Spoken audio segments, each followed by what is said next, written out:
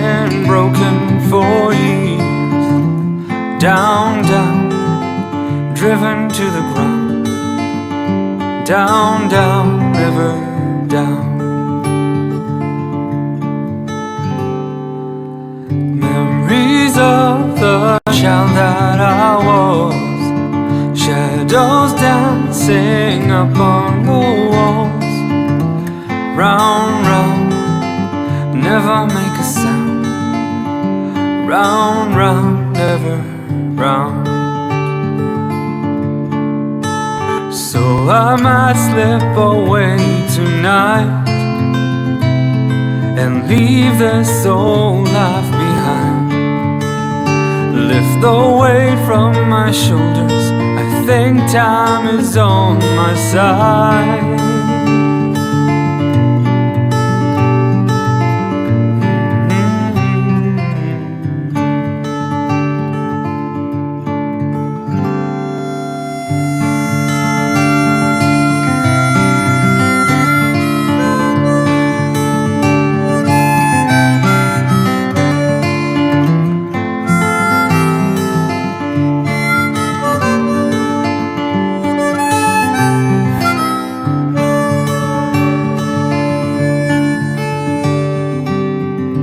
So sick of playing the clown. The mask I wear is wearing me down. Same, same, oh it's all the same. Same game, different name. So I might slip away tonight and leave this old life behind. Lift the weight from my shoulders. I think time is on my side.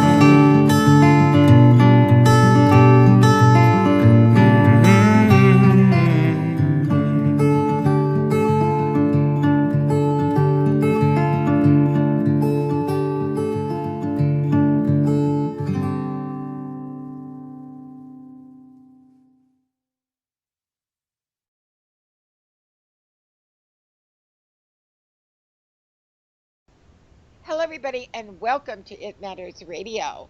This is Monica Brinkman, and I will be your host for this evening. If this is the first time that you are with us, this is our very, very special musical guest interview show. You know that we stream music at least 5 to 6 days a week, but what we love to do is give you an inside look at some of the people behind the music. And joining me as always is our wonderful musical guest host, and that is Carrie Hall. Hello, Carrie. Nice to see you again. Hello. And Carrie, you've got a really gorgeous guy here with us, so you have to introduce him. I know all the women want to know who he is. Oh, he is gorgeous. He is Omri Lahav. He is a multi-instrumentalist, producer, has written songs for films and video games. And we're just delighted to have you, Omri, and welcome to It Matters Radio. Thank you. My pleasure to be here. Great. Omri, you started out very, very young in your musical career at age 3. Talk a little bit about that. And then you became a professional at 15. Tell us a lot, tell us about that. Yeah, how did you get from 3 to 15? The same way we all get from 3 to 15, with a lot of help from my parents.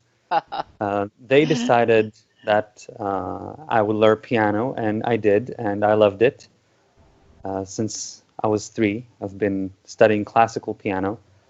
And when I was 10, I wanted a guitar, and I picked it up. And at age 15, instead of going to school, I would study music privately. And I started working in recording studios and writing the soundtracks for the plays in the theater class at my school.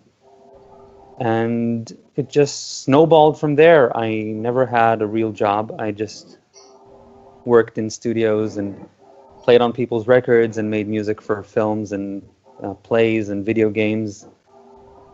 And yeah, now I'm 31 and I'm still You're still doing at it. You know, it's almost only like you were born to do this. You were meant to do this. I should hope so because I cannot do anything else to save my life. So, age 15, and then you did something interesting. You went to Berkeley Music School of Music and got a specialist certificate. Talk a little bit about Berkeley School of Music because that's a great school. It is. It's amazing. I did not actually attend it. I studied at Okay. an extension, Mhm. which is why how they get the specialist certificates. It's 5 classes. It takes about 2 years.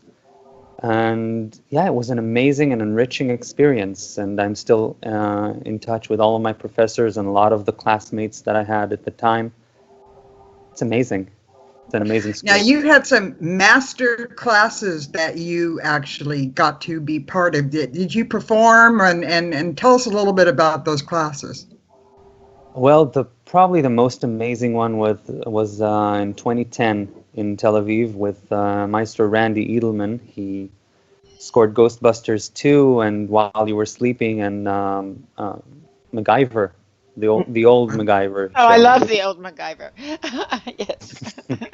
I grew up watching that with my brother and sister, and just to be in the room with that composer that I've seen so many of his films, and Mm.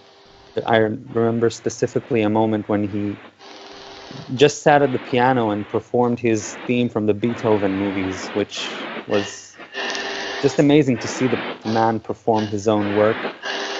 And he was talking a lot about music business, and then at the end of one session, he just got up, went to the whiteboard, drew like few music notes, and said, I can talk about the business all day, but this is still what you need to be good at. You Uh, still got to get your chops together and make music, and it just stuck with me for the rest of my career. I find myself obsessing about the music business, and then I just, sometimes I just relax and say, okay, I can still write music. I'm good. yeah. Right. So, So you wise are a words. multi-instrumentalist. Talk a little bit about what you play, because it's such beautiful music that you do. Yes. Thank you. Thank you. Well, in Israel, I used to say I play anything that doesn't run from me. But since I moved to LA, I couldn't really take everything with me, so I started building a small collection here from scratch. So right now it's mostly guitars, but I can physically play and make decent sounds out of anything that has strings or keys. Yeah. Because I've been playing piano and guitar for so long, and cello, and a lot of the stuff you hear on the album, actually, I've played the bass and the guitars and the Celtic harp and the Wow. accordion and a lot of the percussion, some of the keyboards, one of the piano tracks, and yeah, I love studying music. Mm. You can be so Horizontally. creative that way. I had to ask you a Wow. question though. My brother, okay, he played the guitar and the piano, and I know Carrie has siblings that did this also. They didn't ever take a lesson, but they could sit down and just play. Were you like that when you were young? Did you have that ear for it, or did you need to get instructions on it?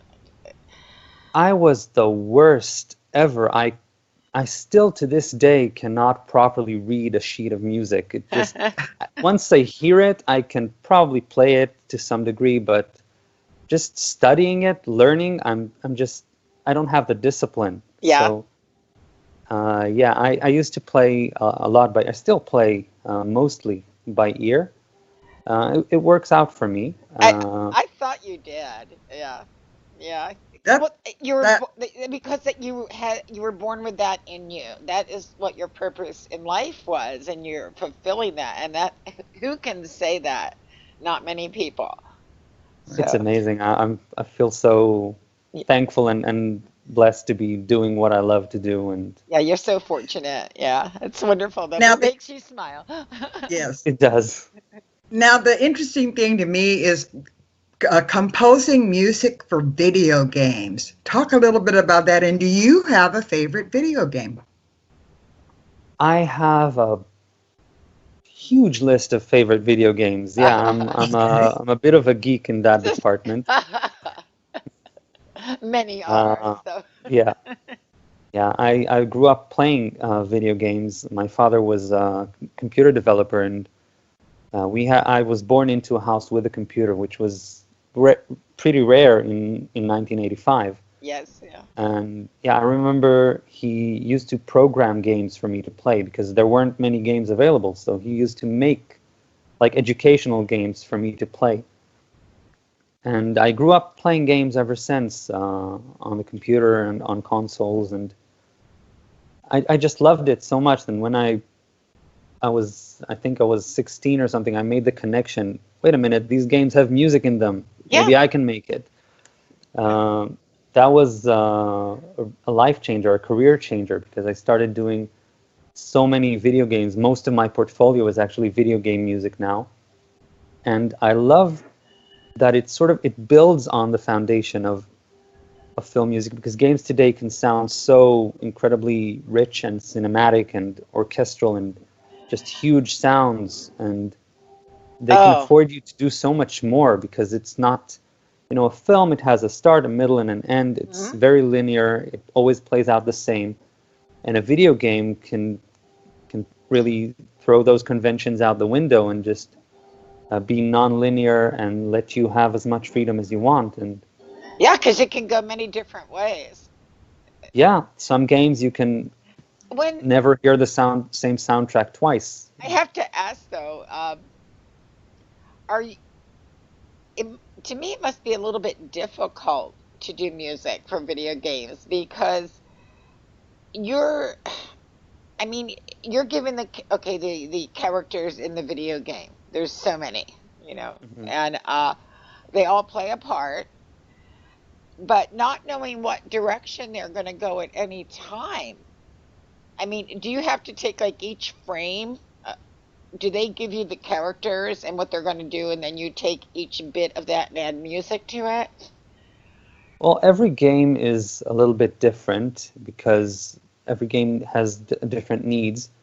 Um, but it's a lot less narrative driven than film. You don't necessarily have to score all the motions and hit all the notes and exactly that. But it is more challenging in a way because video games are sort of lean forward entertainment. You're engaged. You're not just watching. You're making the action happen. Hmm. So the music needs to not interfere with that, but also needs to be compelling and engaging enough to keep you interested and invested emotionally.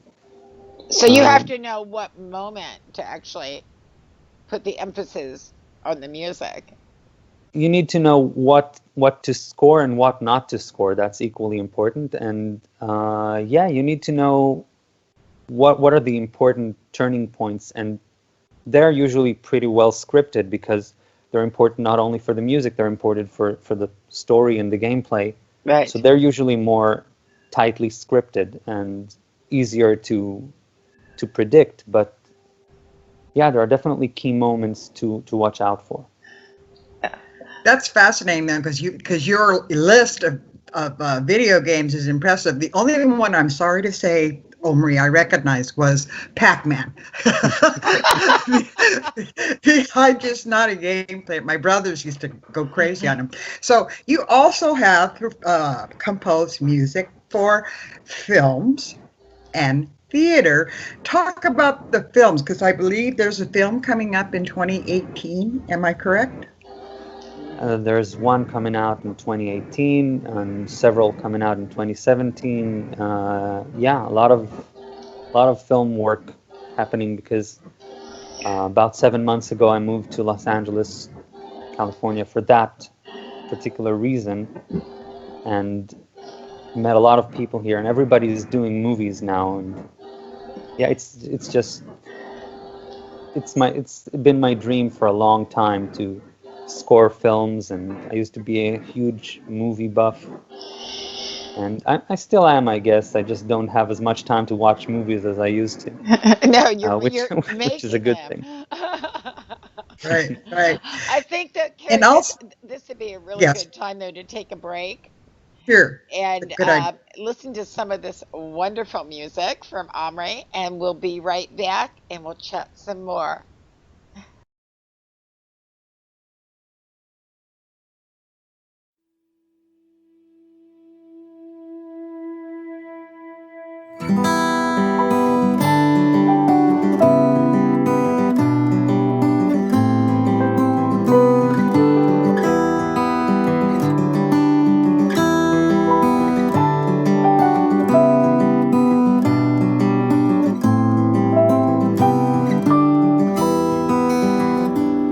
You could tell a million stories, you could sell a million lies, as if saying them will make them come alive.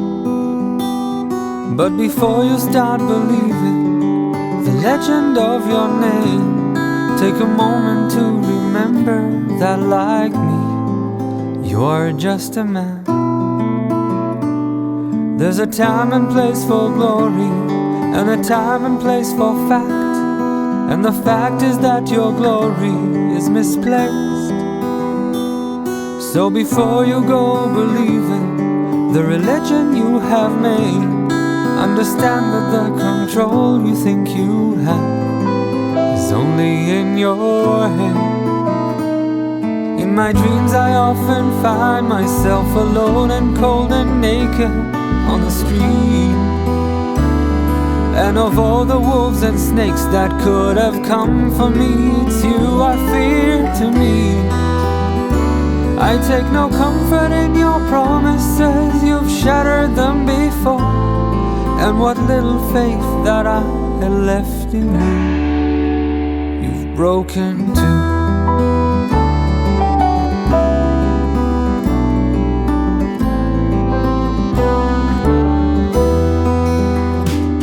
I believe that every human has the right to life and peace. We're not born to feed the armies of the rich. Still you'd have us all believing to kill and to be killed in a war with good publicity, and you is an honor fit for kings. In my dreams I often find myself alone and cold and naked on the street. And of all the wolves and snakes that could have come for me, it's you I fear to meet. I take no comfort in your promises, you've shattered them before. And what little faith that I had left in you, you've broken too.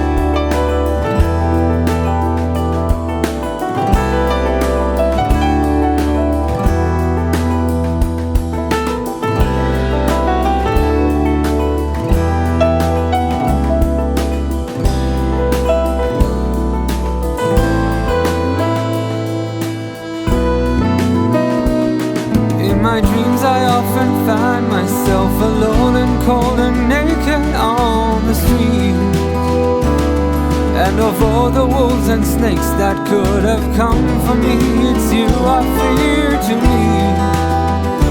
I take no comfort in your promises, you've shattered them before. And what little faith that I had left in you, you've broken too.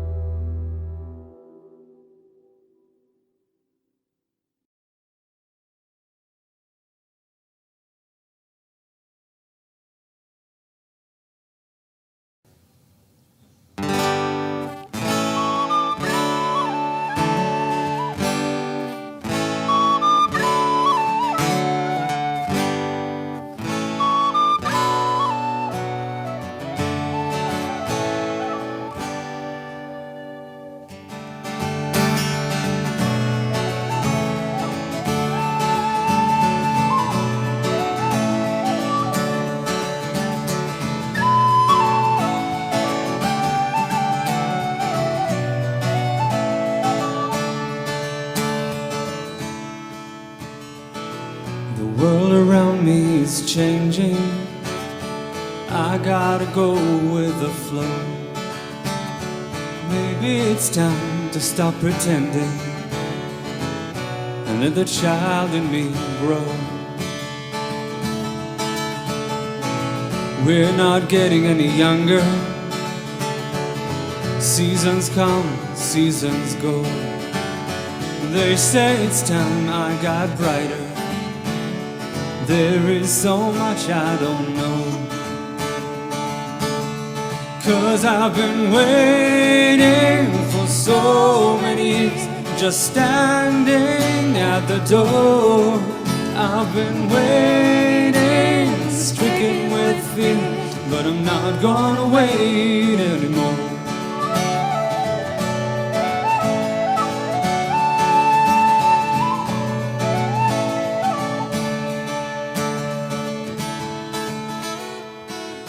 The endless promise of tomorrow keeps me stubborn, keeps me bold. I've never felt safe in your castle. I'll roll my dice on the road. Like the ice that I walk home, I'm wearing dangerously thin. I've lost my way for a moment, but I'm not prepared to give in. 'Cause I've been waiting for so many years, just standing at the door. I've been waiting, stricken with fear, but I'm not gonna wait anymore. 'Cause I've been waiting for so many years, just standing at the door. I've been waiting, stricken with fear, but I'm not gonna wait anymore.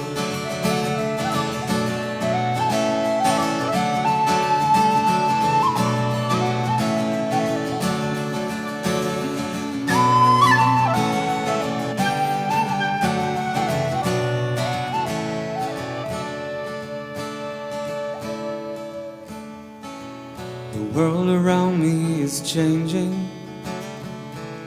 I'm just watching it go, heading again for the exit. Not gonna wait anymore. תודה רבה. Music, Omri, really fabulous music. I want to talk a little bit about your theater work. There was a group, I believe it's called, let me get this straight, Transylvania Musicals. Talk a little bit about that, because you did Phantom of the Opera for them. It's not the Phantom of the Opera that we all know. It's Okay. It was an independent theater company in London and Glasgow.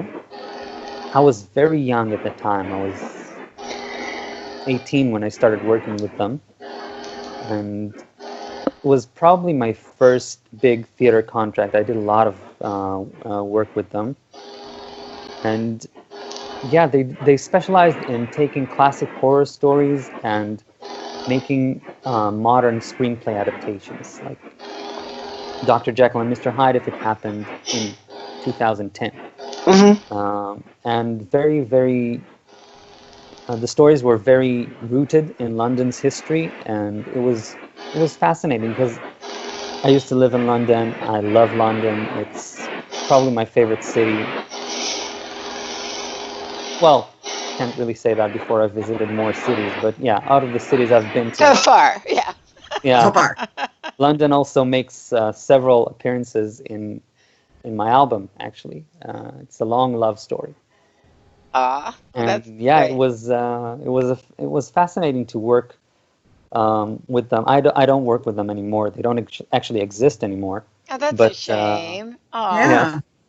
it was a fun few years. great learning Well, experience too. Yeah, Absolutely, absolutely. yeah. When you're Speaking of 18, music, everything's a great learning experience. Speaking of music, you came out and released a solo CD called Dust in 2016. Talk a little bit about the genesis of that CD. Well, it was sort of a going away album. I've been involved in a 9.5 year long relationship in Israel with who was actually my first girlfriend. No. And yeah, and I knew I wanted to come to Los Angeles, to move here, to take my career to the next level Yeah. for a long time, since I was 24 or 25. But I stayed because I was in a long-term relationship. And towards the end of 2015, I think it was around December, we went our separate ways because we just realized we want different things in life. Mhm. And suddenly, with all the difficulties involved in that, because it was a relationship that spanned a third of my life. Oh, yeah. So with all the difficulties, I was suddenly free to go chase my dreams and pursue my passions. And almost immediately, I started working on getting an artist visa and coming to America, which took about a year to get done. And I also, after a few months, I started feeling like, okay, I'm leaving everything behind. I'm going to close my studio and I'm going to sell all of my equipment and most of my instruments. And I'm probably not going to see my colleagues for a long time. Yes. And some of these people were playing with me since we were 13. We would meet every week for long rehearsal every week since we were 13. So very long relationships sort of coming to a close, like closing that chapter of life and starting a new one. So I sort of wanted to do one last big project with Oh, everyone involved. And really everyone that I wanted on this album came through and did their part. And oh, it just came together so beautifully, and I could never ask for a better team and more talented and passionate and driven people. And yeah, the songs, some of them were brand new, written specifically for the album, most of them actually. And some were old songs or year-old songs that sort of fit the context of what I was trying to express. And yeah, it came together as a farewell project, as a going away album, and yeah. it's really, sorry, what? And now I'm going to say that that's something that all these people who were involved will always have as a memory. I mean, isn't that beautiful? I think so. Yeah. And some I'm of them did say stuff along those lines, like they're happy that they did that with me before I went, and will always have it. And yeah, Yes. Yeah, you always have that memory. And I mean, I know it was bittersweet for you because you were Yeah. probably so excited about this new no path in your life, but you still yeah, have the emotions to the people there. But I'm sure they're applauding you right now. Yes. I love the music, Omri, on Dust. I wanted to talk a little bit about two of the songs. One is At the Door. That is just so beautiful. And it, for me anyway, coming from an English background, it kind of has a Scottish Irish flavor to it. So talk a little bit about that song. it's first on the album for a reason. I think it sets the tone, and it's interesting that you chose it. I think it's probably the best song to talk about and get the feel for the album. It was one of the new songs that was written specifically for the album. And yeah, it definitely has Scottish and Celtic music influences, because one of my closest friends and collaborators who I worked with on this album, Yotam Ronen, he played all the Irish whistles on the record, and him and I have been playing together for a long, long time, and we've sort of shared a love of Celtic music, and we spent our childhood just sitting out on the lawn and playing Celtic music, Ah, like from an actual book. And yeah, so that was a very strong influence in my music It exists also in my film scores and in the music that I write just for myself. It's there. It's sort of threaded through. Yeah, and it So makes it unique and different. It's a I very think so. haunting song, Omri. I just get chills listening to it because it's so beautiful. It makes me think of Scotland and life there, and standing at the door of a cottage. So your imagination sort of goes. The other one I wanted to talk to you about briefly is called Downtown Point of View. That song, it didn't sound like you liked LA very much. Okay, let's talk a little bit about that song. He's just being honest about it. Well, the lyrics were written by a friend of mine who there were two people who were instrumental in my growth as a musician. The two I've been playing with for the longest time. One is Yotam Onen, I already mentioned, and another is Bar Guzi, and he's the drummer on the album. And he wrote that particular text, and I've never been to LA at that point, but I just related to it in the sense that it tells the story of an innocent young girl, and how she deals with the people in the city and through her eyes. And despite the gender gap, I sort of related with her because LA was like this huge metropolis. It was a notion really in my head at the time. It was sort of an educated dream, and not a lot more.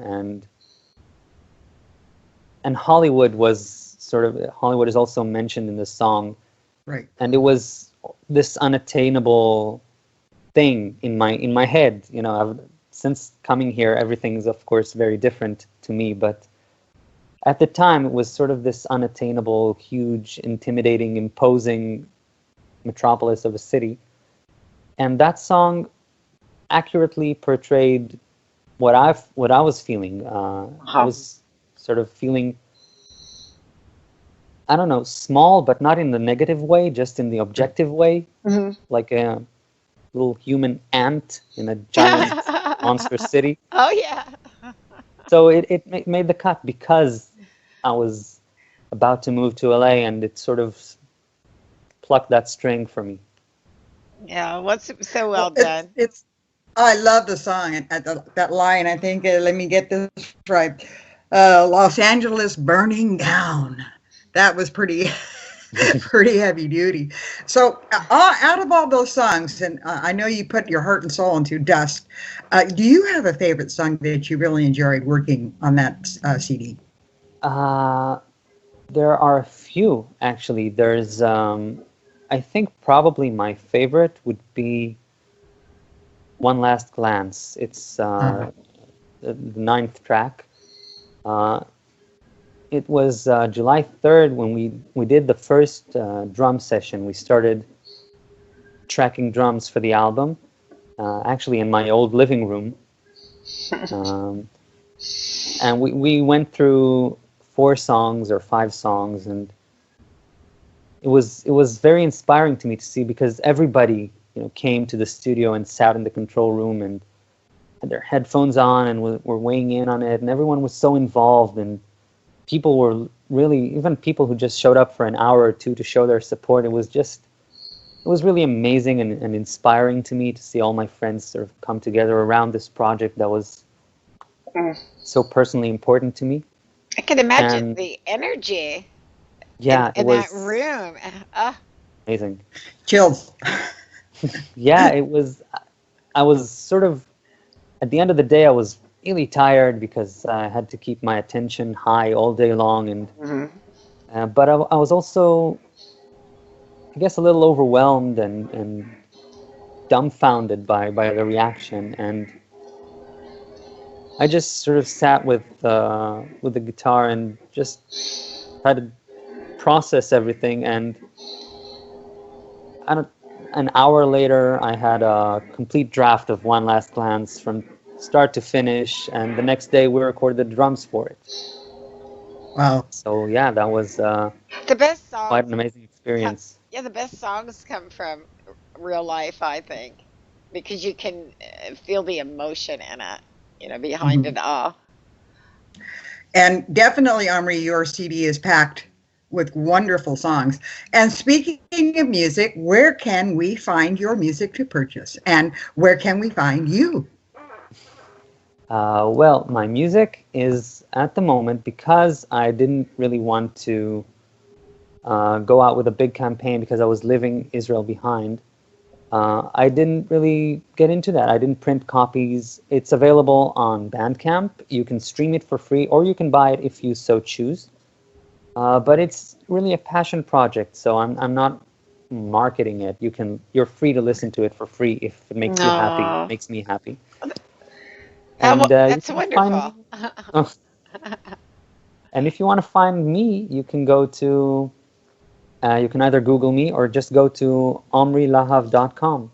It's Okay. written as it sounds. Okay. Good. Are you on And Facebook or any of the yes. social sites Yeah, also? Is it yeah, under on your name? Facebook. Are you under your name? Yes. Okay, so it's Omri Lahav, and it's Omrilahav. HAV. Yes. Yes. Oh, thank you so much, Omri, for joining us. Just one last quick question.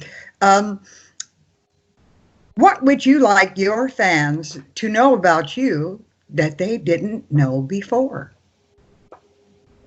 Well, that's an interesting question. I don't really think I have any fans. You do, though. Well, you're You going to do. have him now. Let me Well, tell you will after this. I hope so. Um,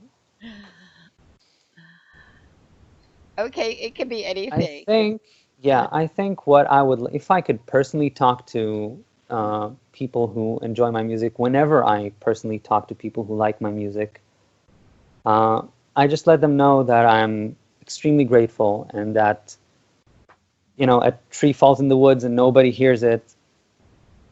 Did it fall?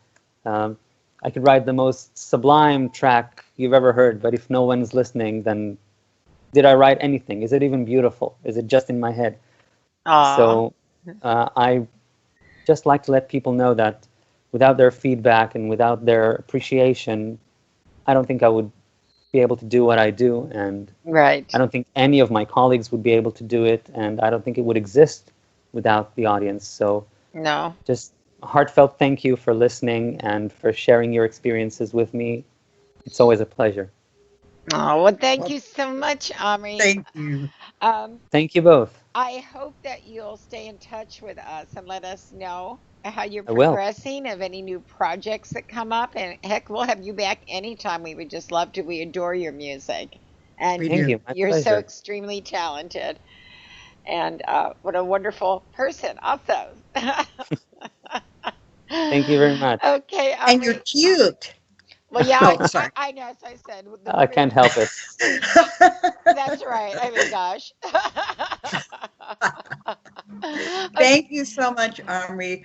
We do have music 7 days a week, so Monica is always interested in getting any new Yeah. music that Yeah. you may have that we can stream, right, Oh, Monica? yeah. Perfect. Just send it to us and we'll get it on. We'll keep your name going.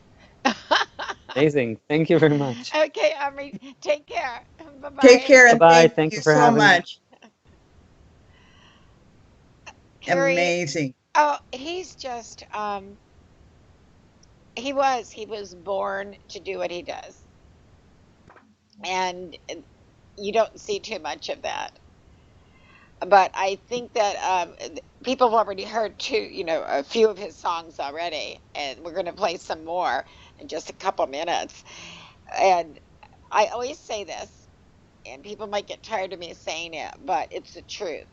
You listen to the music, you're going to hear some more of the music. If you loved it, share it with other people, because you Mhm. can see that this man has, since almost the day he was born, been creating music. And when you're there playing your videos, hey, thank him. Thank him. Yeah, You because may be listening to his music in the background there, folks. yeah, because he's making that video exciting for you. And I hope you'll stop by his Facebook page and his website and Mhm. tell him what you think, because Yes. that's something, as you can tell, as he just said, he could write and write and write and write, but if he doesn't hear back, from the fans and the people who hear it, then it's nothing. So please do that. And Carrie, thank you so much. I You're just welcome. wanted to remind everybody that we are on 7 days a week. Mm-hmm. And we stream music most of those days, but we do have a top 10 countdown and a top 20 countdown that you vote on. And you can listen to those shows on Fridays and Saturdays. And we also have a featured show that we do every single Thursday of the month, and it's from Indie Magazine. And they feature an artist, or a few artists actually, on their magazine every month, and we play those artists' music every single Thursday. So I think you'll really like that.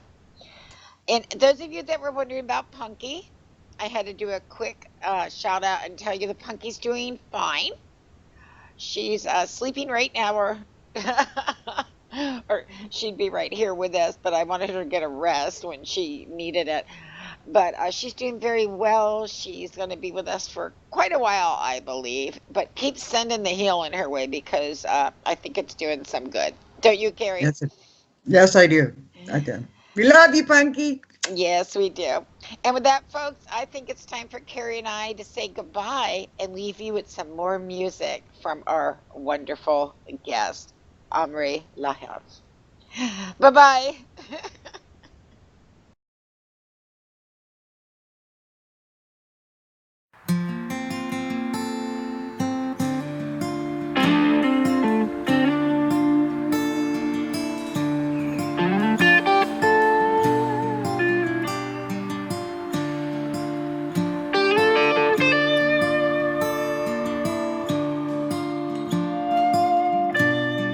She is a silly cat, silly girl, silly teen. Can't tell the difference between good and evil. Her teeth are white, her jeans are clean. She'll buy anything, they'll sell her. Oh, the horny teens, scary stuff. And she's trying to reach the unreachable when she says, could I show you how Americans make love? It's easy to think America is lovable. Los Angeles is burning down, but Hollywood sleeps just fine. Los Angeles is burning down, but Hollywood sleeps just fine.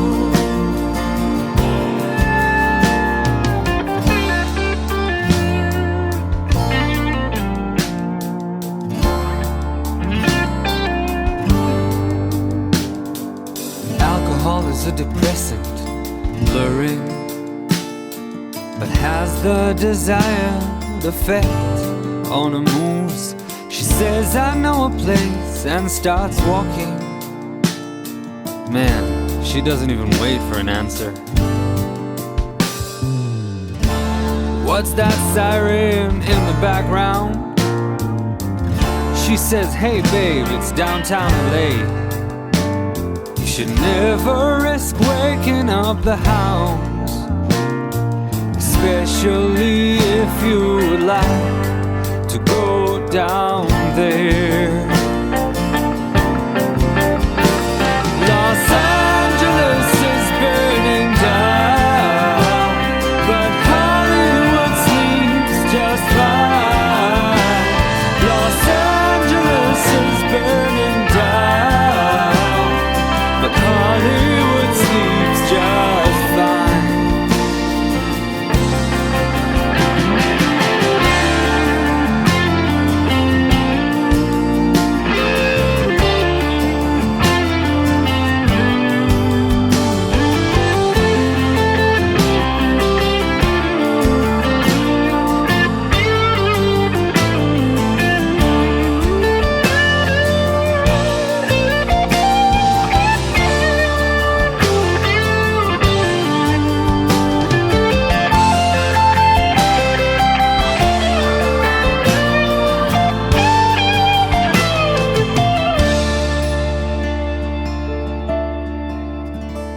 And there's probably someone still waiting up for her,